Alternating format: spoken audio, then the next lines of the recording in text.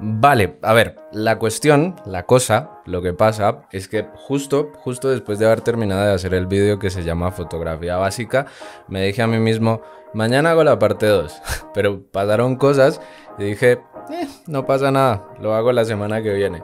Después pasaron otro montón de cosas y dije, el mes que viene definitivamente sí voy a hacer ese vídeo. Y así, a lo tonto, ya van 5 meses.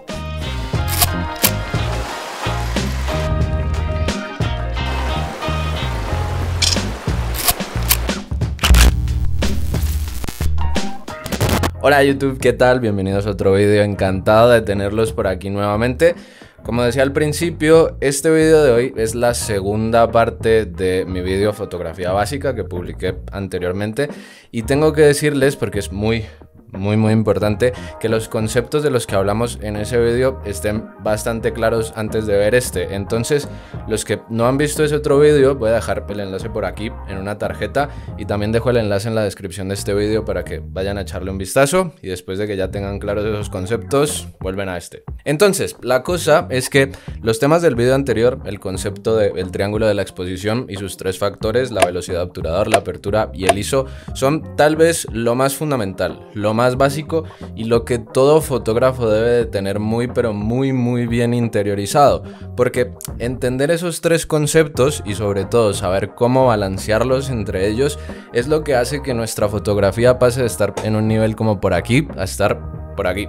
Pero lo que pasa es que las cámaras tienen otro montón de funciones y hay otro montón de conceptos y temas que también es muy importante saberlos. No son tan fundamentales, pero igual son muy importantes saberlos. Porque, bueno, lo que decía, nuestra fotografía con lo del triángulo de la exposición está a este nivel. Si sabemos y dominamos todas esas otras cosas, nuestra fotografía pasa a estar por acá. Este vídeo no me va a dar para hablar sobre todos esos conceptos y todas esas cuestiones y todos esos temas, así que hoy solo vamos a hablar de 3 de ellos: el balance de blancos, los histogramas y la distancia focal. Y ya después haré fotografía básica parte 3, fotografía básica parte 4 y las partes que hagan falta. Y prometo esta vez no tardarme 5 meses en sacar el próximo vídeo. Vale, entonces empecemos con el primer tema del vídeo de hoy.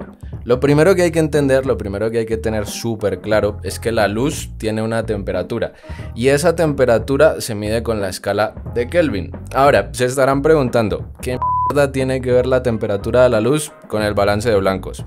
La cosa va así, y la verdad es que es muy fácil de entender. Cuando el número de Kelvin es más bajo, digamos 2000, 1500 o 1000, la temperatura de la luz es más cálida. Y cuando el número de Kelvin es más alto, digamos 8000, 9000 o 10000, la temperatura de la luz es más fría. ¿Qué pasa? Que dependiendo de la temperatura de la luz, los blancos de la imagen se tiñen de unos colores en específico. Hagamos esto un poquito más didáctico, ¿vale? Cuando la temperatura de la luz es fría, los blancos de la imagen se tiñen de tonos azules. Y cuando la temperatura de la luz es cálida, los blancos de la imagen se tiñen de tonos naranjas. ¿Qué es lo que pasa? Que cuando hacemos fotos, idealmente lo que debemos buscar es que los blancos de la imagen sean blancos realmente. Esto es porque esas tonalidades azules o naranjas no solo afectan el blanco, afectan todos los colores de la imagen. Y si los colores de la imagen no están acertados, si el blanco no es blanco y los verdes, los azules, los rojos, todo está teñido de otros colores, de otras tonalidades como azul o naranja, la foto no se va a ver natural.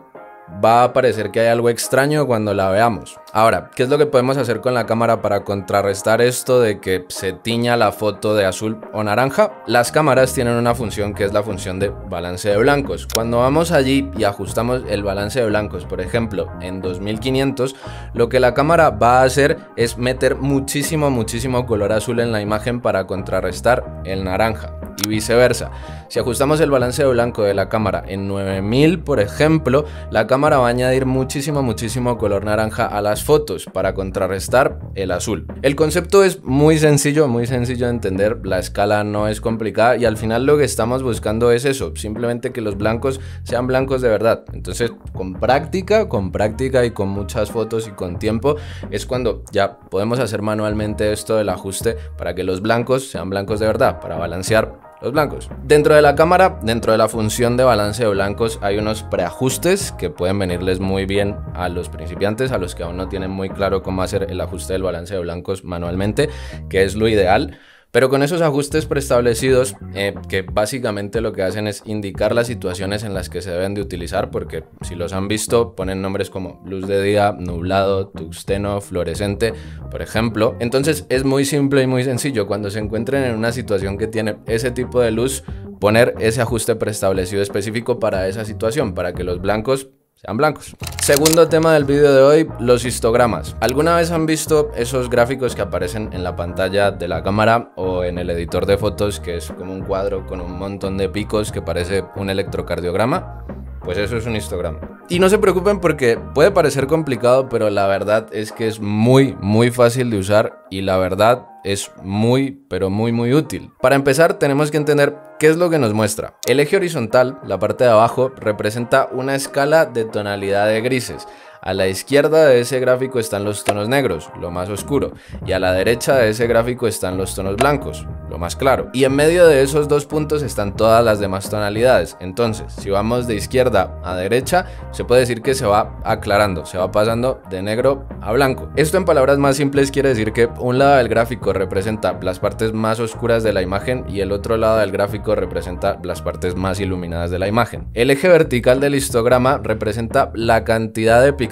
Entonces, lo que podemos ver en un histograma es básicamente la cantidad de píxeles de esa imagen que hay asignados a una tonalidad en la escala de grises en específico. La manera más fácil de entender este tipo de cosas es con un ejemplo visual. Así que entonces, si vemos un gráfico, un histograma en el que hay un pico enorme recostado hacia la izquierda del gráfico, esa imagen está muy oscura, está poco expuesta. Y si vemos un gráfico, un histograma de una foto en la que hay un pico enorme recostado hacia la derecha, esa foto está sobreexpuesta, está demasiado iluminada. Cuando hacemos fotos, lo que nosotros debemos buscar, lo que debemos intentar es que el gráfico, el histograma, esté mejor balanceado, que la cantidad de píxeles esté mejor distribuida. Último punto del vídeo de hoy, la distancia focal. La distancia focal, en pocas palabras, determina qué tan amplia o qué tanto zoom va a tener una imagen en específico. Esa distancia focal la determina la lente que utilizamos, por eso hay una variedad tan enorme de ellas y por eso los fotógrafos profesionales, el 100% de nosotros utilizamos cámaras de lentes intercambiables. Esa distancia focal la sabemos por ese número en milímetros que aparece en las lentes, que seguro que lo han visto, pone 15 milímetros o 24 milímetros o 35 o 50 o 70 o 100 o 200, etcétera, etcétera. Dato curioso, esa medida, esos milímetros no los determina nada del exterior de la lente, ni ningún diámetro, ni nada por el estilo. A ver, ¿cómo explicarlo de manera sencilla? La luz entra a la lente en forma de cono y dentro de la lente hay un punto en el que ese cono converge, en donde toda la luz converge. La distancia que hay entre ese punto donde converge la luz y el sensor de la cámara, esa es la distancia focal, es esa medida en milímetros. A ver, y tiene mucho sentido porque en la realidad podemos encontrarnos con una lente, una 24 milímetros que es de este tamaño, pero también podemos encontrarnos con lentes 24 milímetros que son de este tamaño. La distancia focal determina tres cosas en las fotos que hacemos. Como decía al principio, determina qué tanto zoom va a tener una imagen. Entre más pequeña sea la distancia focal, entre más pequeño sea ese número, esa medida en milímetros, menos zoom hará. Y entre más grande sea ese número, más zoom hará esa lente que estamos utilizando. La segunda cosa que determina la distancia focal es el campo de visión de la cámara. Qué tan amplio es el campo de visión de las fotos que estamos haciendo. Entre más pequeño es el número, entre más pequeña es esa medida de la distancia focal, más amplio va a ser el campo de visión. Más cosas va a ver la cámara, más cosas van a entrar dentro de la foto. Y entre más grande sea ese número, entre más grande sea la distancia focal, menos cosas van a estar dentro de la imagen, menos cosas de las que ve la cámara van a entrar en la foto. El tercer y último aspecto que determina la distancia focal es la perspectiva. Entre más pequeña sea la distancia focal, más distorsión habrá en las proporciones de las cosas, habrá más separación entre ellas. Aparece este efecto del ojo de pescado, ¿saben? Esta mirilla que hay en las puertas para ver quién llega cuando tocan, que se ve lo del centro grande y lo demás como si lo hubieran estirado. Y entre más grande sea la distancia focal, entre más grande sea el número, más compresión empezará a haber entre las cosas. El plano de adelante, el plano medio y el fondo se verán más cerca, se verá todo más plano. Entonces, sabiendo eso, las distancias focales más amplias, las gran angulares, 14 milímetros, 24 milímetros, 30 milímetros, cosas por ahí, son muy buenas para hacer fotografías de paisaje. Entra muchísimo de lo que hay frente de la cámara en la foto. Las distancias focales más estándar, como entre los 35 milímetros a los 70 milímetros, que no deforman tanto las proporciones de las cosas, son geniales para hacer fotografía como retratos o fotografía de productos, porque nos mantenemos exactos a la realidad, a la manera en que nosotros vemos las cosas. Y las distancias focales grandes, como las de los objetivos telescópicos, son muy buenas para hacer fotos de cosas que tienen que estar muy distantes de nosotros, como por ejemplo fotografía de deportes, porque esta es la situación. Si quieres hacer fotografía de deportes con un 35 milímetros para conseguir las imágenes que vemos en el periódico o en las páginas deportivas, con una lente de esas con un 35 tendrías que ponerte a correr dentro del campo con los jugadores. Con un 200, con un 600 puedes estar en la línea, en la banda, haciendo las fotos. A partir de ahora ya depende de ustedes que utilicen todo ese conocimiento que les acabo de dar para que mejoren la calidad de sus fotos. El balance de blancos para conseguir colores más exactos, para hacer que las fotos se vean más naturales y por tanto de mejor calidad. Los histogramas para tener una referencia científica, una medida matemática para estar 100% seguros de que están exponiendo correctamente la imagen, de que tiene una cantidad de luz suficiente, que no está ni sobreexpuesta ni poco expuesta. Y la distancia focal para que sepan determinar y escoger qué lentes utilizar dependiendo de qué situación se encuentren, si quieren hacer fotografía de paisajes, retratos, fotografía de deportes, etcétera, etcétera. Si quieren saber más sobre todos estos conceptos del video de hoy y los conceptos del video anterior y todos esos otros conceptos de los que hablaba yo para llevar el nivel de su fotografía por acá, pueden echarle un vistazo a mi nuevo libro. Se llama Fotografía 101. Es una guía de fotografía básica diseñada para principiantes, aficionados y cualquiera que quiera hacer mejores fotos, que quiera sacarle mayor rendimiento a su cámara o a las cámaras del teléfono. Como digo, en ese libro hablamos de un montón de cosas, tienen un montón de información, un montón de referencias que les va a venir muy bien, sobre todo si quieren dar esos primeros pasos en el camino en dirección a convertirse en fotógrafos profesionales. Voy a dejar el enlace para el ebook aquí en la descripción de este video para que vaya a comprarlo al que le interese. Creo que eso ha sido todo por hoy, bastante información, un video bastante completo, bastante útil. Aún me queda hacer la parte 3, la parte 4 y las partes que hagan falta de fotografía básica, así que suscribirse al canal si no lo han hecho aún para no perderse esos videos. También darle al botón de like de este video, destruir ese botón de like si les parece apropiado, si les gustó el video, si les gustó la información, y en los comentarios dejarme cualquier pregunta, duda, sugerencia, queja o reclamo, que yo siempre los estoy leyendo. Y nos vemos en el próximo video.